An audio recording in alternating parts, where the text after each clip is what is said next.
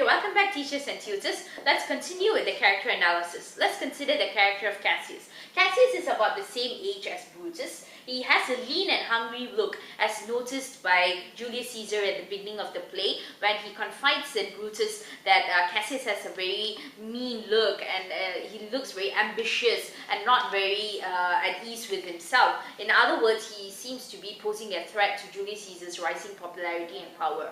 So, and in a very real sense, he's very right. Because as later on in the play we witness that Cassius is the mastermind of the conspiracy. He enlists people into the conspiracy, such as by throwing forged letters into Brutus's garden, saying that the commoners actually want Brutus to join the conspiracy against Caesar so that Rome can be rid of Julius Caesar's tyranny. And we see that Cassius is also very unscrupulous in his means of enlisting Brutus's help for the conspiracy.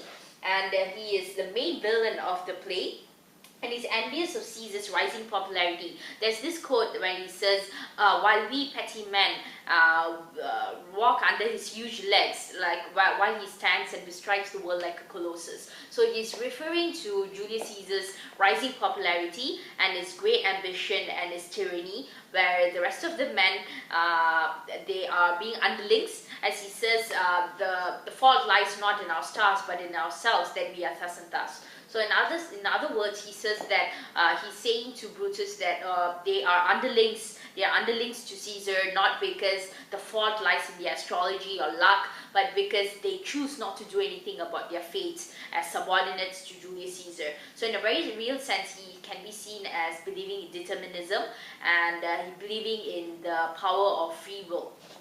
And he manipulates his friend, he manipulates Brutus into joining the conspiracy through unscrupulous means. He's very ambitious. In other words, he wants to be the next leader, the next ruler of Rome. And he reads people well, but Antony is better. Like if you consider the funeral speech, he actually addresses Brutus's concern for letting Mark Antony speak in the funeral speech after the conspirators.